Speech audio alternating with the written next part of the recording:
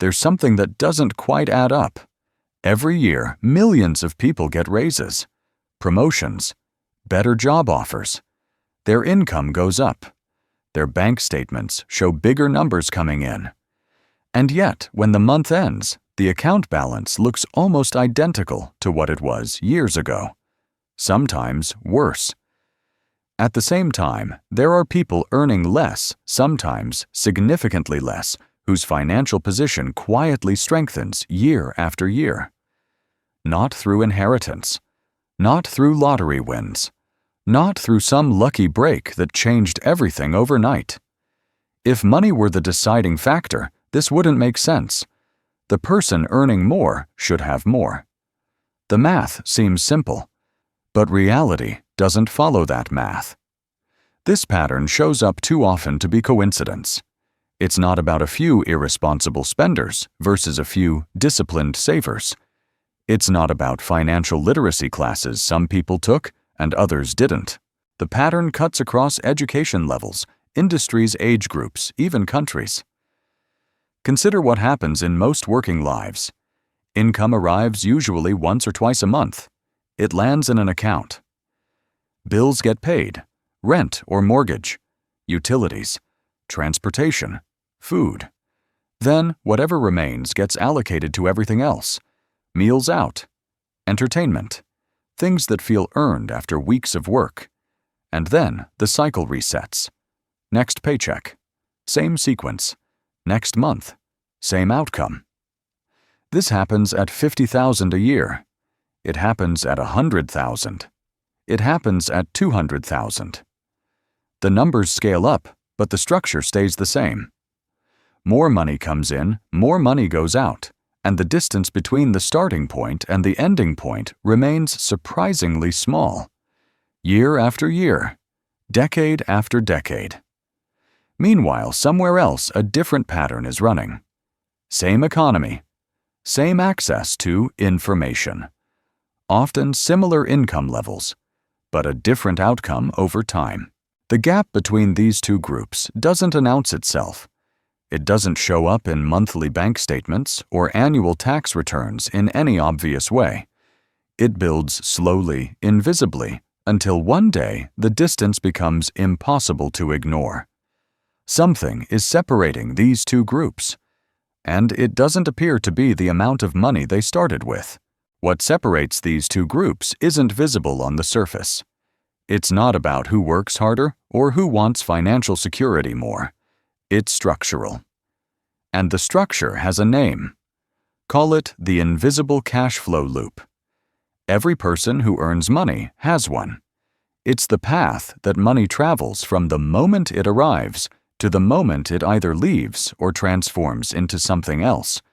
Most people never think about this path. It just runs in the background automatically, month after month. But the shape of that path, the structure of that loop, determines almost everything about long-term financial outcomes. There are essentially two versions of this loop operating in the world. Here's how it works. Income arrives. It could be a salary, freelance payment, hourly wages, any form of compensation for time and effort. That income lands in a primary account. The moment it arrives, it becomes visible, available, spendable. From there, the sequence is predictable. Fixed expenses get paid first. Housing, utilities, transportation, insurance, debt payments if there are any. These aren't optional, they come out whether someone thinks about them or not. What remains after fixed expenses is the discretionary portion. And this is where things get interesting. That remaining money sits in the same account visible every time the balance is checked. It feels like available funds. And because it feels available, it gets allocated. Dining out, new clothes, weekend activities, subscriptions, small purchases that don't seem significant individually but accumulate across the month. None of this is reckless. Most of it feels reasonable, earned even. After 40 or 50 hours of work spending on things that bring comfort or enjoyment, doesn't feel like a mistake. It feels like the point. By the time the next income arrives, the account has drifted back toward its starting position. Sometimes a little higher, sometimes a little lower, but roughly the same territory. Then the cycle repeats. Next month, same structure. Next year, same outcome. The loop is linear because money moves in one direction and then out. Nothing curves back. Nothing compounds. The ending point of each cycle becomes the starting point of the next with minimal change. This loop can run for decades. Income can increase substantially over that time. But if the structure stays the same, the outcome stays proportionally similar. More comes in, more goes out. The loop just spins faster. This one operates differently from the very first step. Income arrives, same as before. But before that income reaches the primary spending account, something happens. A portion gets separated, redirected, moved somewhere else entirely. This separation isn't a decision made each month. It's automatic, built into the structure. The money moves before there's a chance to see it as spendable, before the mental accounting of what can I afford this month even begins. That separated portion goes into a different space, not a savings account sitting idle, a space where it's positioned to generate returns over time. This could be market investments, income-producing assets, business reinvestment. The specific vehicle matters less than the principle. The money is placed somewhere it can grow. Now here's where the loop changes shape. After that separation, the remaining income flows into the primary account. Fixed expenses get paid. Discretionary spending happens. The month ends. So far, it might feel similar to the linear loop, perhaps even tighter, since there's less to work with. But something different is happening in the background. That separated portion isn't static. Over time, months, years, it generates returns. Small amounts at first. Barely noticeable. But those returns don't get extracted and spent. They stay in that separate space. They become part of the base that generates the next round of returns. This is where the loop branches. Instead of money flowing in one direction and out, part of it curves back. It feeds itself. The returns from the first year become part of the principal for the second year. The returns from the second year expand the base for the third. The loop now has a feedback mechanism. Money making money, which then makes more money. Over 5 years, this branch grows noticeably. Over 10 years, it starts generating meaningful returns on its own. Over 20 years, it can become a secondary income source, one that doesn't require trading time for money. Looking at both loops, the divergence point is subtle but decisive.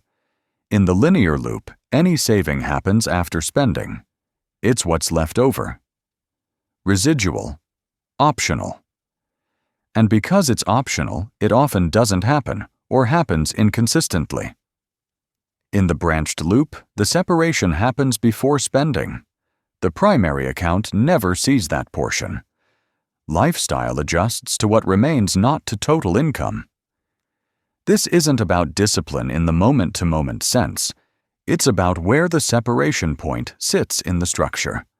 Before visibility or after. Before the money feels spendable or after. I've observed this in my own financial life. When money arrives and sits fully visible in one account, it gets spent. Not because of weakness or poor planning, because that's what available money does. It finds uses. The system makes spending the path of least resistance. When the structure changes, when separation happens first, automatically spending adapts to what's left. Not painlessly, not without adjustment, but it adapts. Because that's what lifestyle does too. It expands or contracts to fit the container it's given. 2 loops. Same starting income. Same economy. Same access to information. Different structures. Different outcomes over time. To see how these 2 loops diverge, consider them running side by side over time. Same starting conditions. Same economy. same access to the same financial tools. The only variable the structure of the loop itself. In the linear loop, income arrives and flows through. Fixed costs, then discretionary spending, then reset. At the end of 12 months, the account balance sits roughly where it started. Maybe slightly higher, maybe slightly lower, but no meaningful distance traveled. In the branched loop, the same income arrives. A portion separates before reaching the spending account. That portion sits in a space designed to generate returns. At the end of 12 months, this separated amount has grown slightly. Not dramatically. Growth in year 1 is modest, but it exists. A small base has formed. The difference between the two at this stage, almost invisible. Someone looking at both situations from the outside might not notice anything. The linear loop has cycled 60 times. Income and expenses out-reset. Perhaps income has increased over these years, but spending has a way of tracking income. Lifestyle tends to fill available space. The account balance at month 60 might be similar to month 1, just with larger numbers passing through.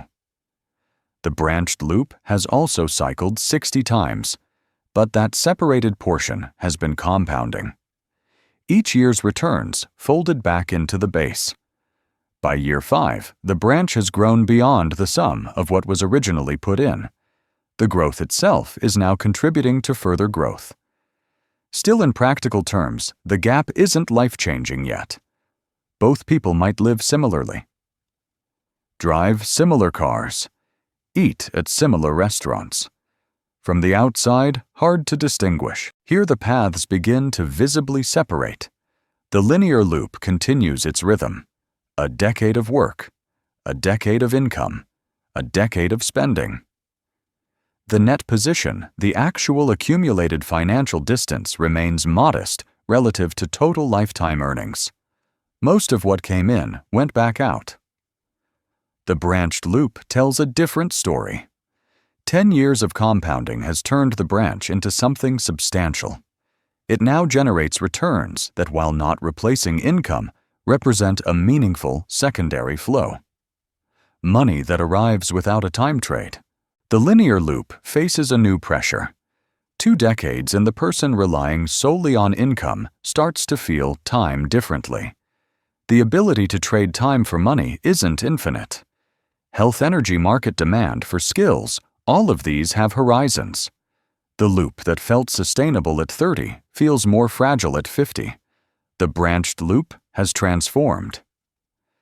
20 years of separation and reinvestment has built a structure that generates returns potentially comparable to a modest salary. Not necessarily enough to stop working entirely, but enough to change the relationship with work. Enough to make choices that weren't available before, over short time frames. 1 year, 2 years, the structures look nearly identical. Someone in the linear loop might even appear better off with more discretionary spending, more visible lifestyle. Over long time frames, the curves separate dramatically. Not because of earning differences, not because one person sacrificed enjoyment while the other lived fully, but because of where the loop branched or didn't. Time treats these two structures very differently. In one time is a treadmill, movement without distance. In the other time is an amplifier. Small separations become large positions. The same years pass for both, the same months, the same economic conditions. But the structure underneath determines what those years build or don't. There's a common belief that goes something like this. Once I earn more, then I'll start building something. It sounds reasonable, logical even. How can someone set aside money they don't have? How can someone invest when every dollar is already accounted for? But this framing misses something important. The structure of the loop doesn't depend on income level. People earning 6 figures find themselves trapped in linear loops. People earning modest wages sometimes run branched loops that quietly compound for decades. The amount matters less than where the separation point sits and whether it exists at all. Waiting for enough often means waiting indefinitely. Because as income rises, so does the definition of enough. The goalpost moves. The loop stays linear, just with bigger numbers flowing through. There's another belief worth examining, that investing, building assets, creating that branch in the loop, these are activities for people with specialized knowledge, people who understand markets, people with time to research and analyze. This perception makes the branched loop seem more exclusive than it is. The branch doesn't require sophisticated selection or perfect timing. It requires a structure, an automatic separation that happens before spending decisions get made. The complexity is often overstated. The simplicity is often overlooked. What matters isn't finding the optimal vehicle. What matters is whether the separation happens at all. I notice this tendency in myself, the pull toward complexity. Researching the perfect option. Waiting for better conditions. Meanwhile, the simple structural question gets ignored. Is money being separated before it becomes spendable? Or after a third belief runs deeper, that those who build wealth over time must have access to something hidden? Better information. Secret strategies. Connections that unlock doors unavailable to most people. This framing protects the linear loop from examination. If the difference is secrets and access, then there's nothing to question about the structure itself. But the branched loop isn't proprietary. It's not locked behind credentials or connections. It's simply not promoted because no one profits from promoting it. Banks benefit from lending. Retailers benefit from spending. The entire consumer economy benefits from money flowing through, not curving back. The question that gets asked most often, how can I earn more? The question that gets asked less often, what path does money follow once it arrives? The second question isn't exciting. It doesn't promise quick transformation, but it points to the structure underneath the invisible loop that shapes outcomes far more than income alone. The invisible cash flow loop runs in every financial life. It operates whether someone is aware of it or not, whether they designed it intentionally or inherited it by default. It's not good or bad. It's simply structure. Some loops are linear money flowing in one direction through and out. Some loops have branches, portions, curving back, compounding quietly over time. The difference between these two structures isn't dramatic in any single month or year. But over decades, the distance becomes significant. Not because of luck, not because of intelligence, because of what the structure allows time to do. Seeing the loop doesn't guarantee anything changes, but not seeing it guarantees nothing can. This channel will continue exploring the invisible structures that shape financial outcomes, the ones that operate in the background, rarely discussed, often misunderstood. Understanding more is one option.